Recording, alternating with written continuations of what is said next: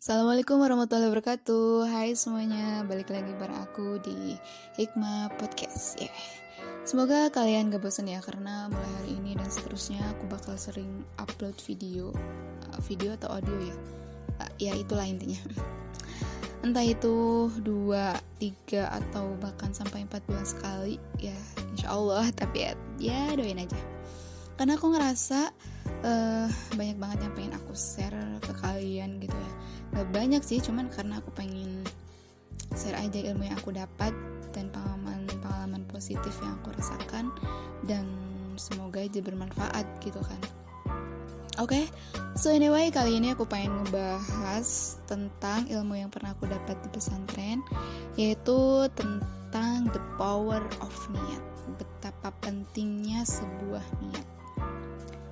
Jadi suatu ketika gitu ya, guruku pernah bilang gitu, bunyiku pernah dawuh untuk pandai-pandai memanfaatkan momen yang besar ketika di pesantren.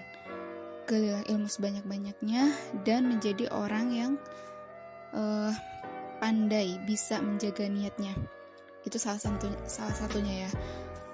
For example, beliau dawuh, contoh sederhana niat yang jarang orang lakukan adalah yang pertama, ketika kita sedang bersih-bersih kayak nyapu, ngepel, dan sebagainya, jangan lupa niatkan untuk mensucikan atau membersihkan hati kita. Kayak gini nih, misalnya kita mau nyapu ya, jadi kita niat dulu, bismillahirrahmanirrahim, niat membersihkan hati kayak gitu. Karena kita semua tahu, kita semua manusia punya dosa setiap harinya. Jadi harapan kita dengan kita melakukan niat tersebut, hati kita jadi lebih tenang, hati kita jadi bersih, dan doa-doa yang kita harapkan juga mudah terwujud gitu, lebih cepat terwujud gitu insya Allah. Tapi itu emang benar dan nyata ketika aku sendiri mencoba melakukannya dan belajar untuk istiqomah tentang sebuah niat itu, perasaan aku menjadi ya benar-benar emang nyaman dan lebih adem aja gitu rasanya. Karena selain tempat kita bersih, hati kita juga bersih gitu kan. Simpelnya gitu sih. Next, beliau juga pernah bilang, bila kita mau yang kedua ya,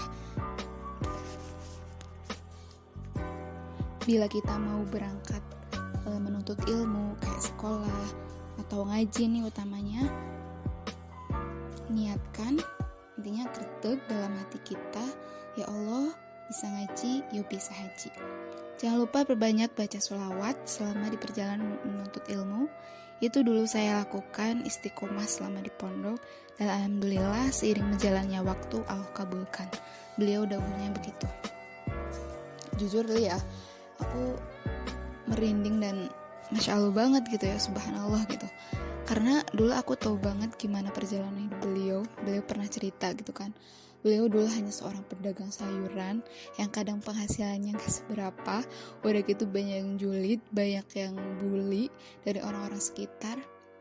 Mana mungkin punya rumah sendiri, mana mungkin bisa pergi haji, orang miskin kok cuma pedagang sayuran.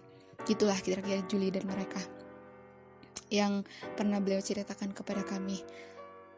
Tapi beliau tidak menganggap semua itu cacian. Beliau menganggapnya sebuah motivasi yang pada akhirnya harapan-harapan beliau terkabul.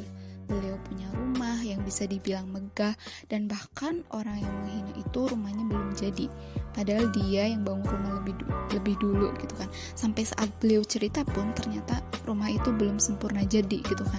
Alhamdulillah ya, qadarullah. Kemudian ini nih yang keren, beliau bisa berangkat haji bareng suami gitu kan, dan dikasih anak yang soleh juga sukses. Dan sekarang di sekelilingi banyak santri, termasuk saya salah satu santrinya.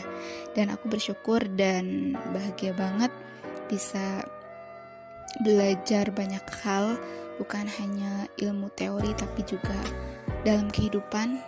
Beliau emang benar-benar menjadi inspirasi kami. Aku bisa mengambil kesimpulan sih, memang benar betapa pentingnya sebuah niat, betapa pentingnya menjaga niat, betapa pentingnya juga menjaga omongan. Niat juga bisa menentukan kualitas diri kita ke depannya sebenarnya. So, itu aja kali ya. Sebenarnya masih ada lagi yang pengen aku obrolin sih, tapi next insya Allah aku bikin part 2 kali ya, karena ini juga dari guru yang berbeda. Intinya masih sama, tetap the power of niat, tapi part 2 nya. Intinya jangan lupa diamalin. So thank you banget yang udah mau ngedengerin.